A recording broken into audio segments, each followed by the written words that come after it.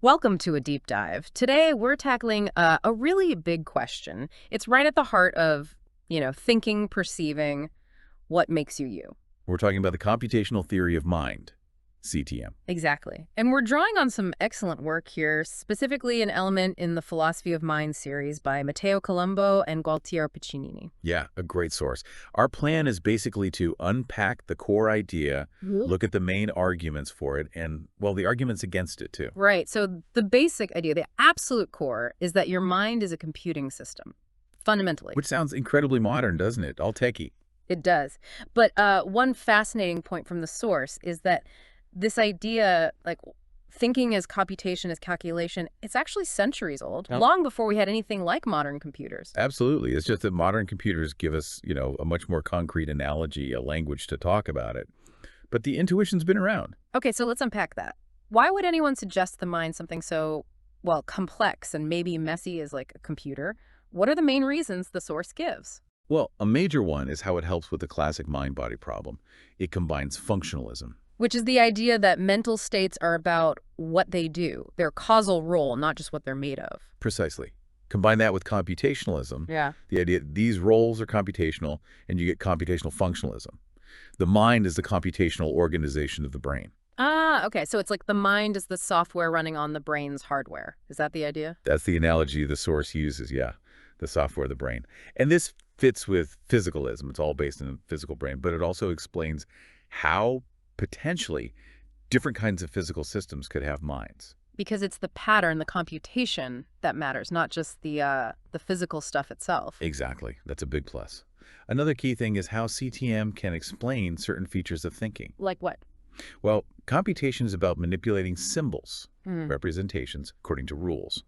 And crucially, it can do this in a way that respects the meaning of those symbols, their semantic content. You mean if the system manipulates the symbol for cat and mat, it understands the relationship, like cat on mat. Sort of, yeah. It handles the symbols in ways that make sense semantically. This helps explain things like productivity, how we can generate, like, infinite thoughts from finite concepts. Okay, productivity, right. And you mentioned systematicity, too. Yes, systematicity. That's the idea that if you can think, say, the cat chased the mouse, you can probably also think the mouse chased the cat. Ah, so your thinking isn't just isolated phrases, it understands the underlying structure, the relationships. Exactly. And computation is very good at handling that kind of structural relationship. Different flavors of CTM, like classical versus connectionist, have different ways of explaining how computationally, but they both address it. That does sound like a pretty powerful explanation, and I imagine successes in other fields play a role, too. Oh, definitely. The source points to two main things here. First, the success of computational modeling in psychology and neuroscience. These models help make sense of data, predict behavior. Suggesting the underlying systems might actually be computational. Right. And second, the undeniable progress in artificial intelligence. AI systems use computation to achieve intelligent behavior. So if machines can do it computationally, maybe we do too. That's the inference, yeah. It lends weight to the idea that our own intelligence might be grounded in computation. Okay, but here's where it gets really tricky, right? CTM isn't without its problems. The source digs into these quite a bit. Oh yeah, big challenges. They generally fall into two buckets. Either minds are somehow more than just computing systems, or CTM, as we understand it now, just isn't enough to explain everything. So that's one challenge. One is tractability. Real minds have limits. Time, energy, memory. We can't compute forever, like an idealized machine. So mental computation has to be super efficient, maybe constrained in ways abstract models don't capture. Exactly.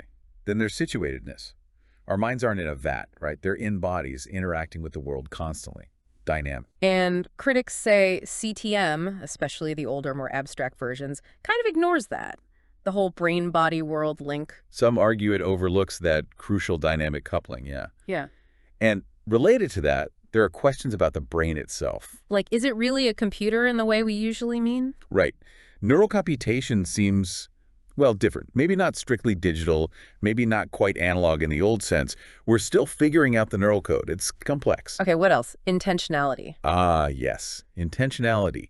How do thoughts or computations get to be about things in the world? How do they get meaning in the first place? The problem of original intentionality, like in the Chinese room argument, Does just shuffling symbols create real understanding? That's the core of the debate, yes. Mm. Can pure computation generate genuine meaning? And then, perhaps the biggest hurdle of all, Consciousness. phenomenal consciousness, the subjective what it's like aspect of experience, that raw feeling. And the argument is that you just can't explain that feeling by talking about computations or functions. Many argue you can't, that subjective experience is something fundamentally different from or irreducible to physical or computational properties. It's the hard problem. So where does this leave us, according to the source? CTM sounds powerful but incomplete. Pretty much. The takeaway seems to be that CTM is still a really valuable framework. It explains a lot about thinking, links mind and body, connects to AI and neuroscience. It gives us explanations for things like systematicity, productivity. Definitely. But it probably needs, well, augmenting. Mhm. We likely need separate or integrated accounts for things like intentionality, how meaning gets grounded, and especially for phenomenal consciousness. It's not necessarily the whole story of the mind. Okay, so to wrap up this deep dive, we've explored the computational theory of mind. The idea your mind is a computing system. And we saw the strong arguments for it, solving mind-body issues, explaining mental features, the support from AI, and modeling. But we've also hit the major challenges. Real-world limits, embodiment, the brain's unique nature, where meaning comes from, and that huge puzzle of subjective experience. It's a powerful theory, but the debate is far from over. So considering all that, here's something for you to think about. If your brain is a computing system, just what kind of system is it? What makes it different? And if consciousness, that feeling of being you, isn't purely computational, what else is involved? What more do we need to understand?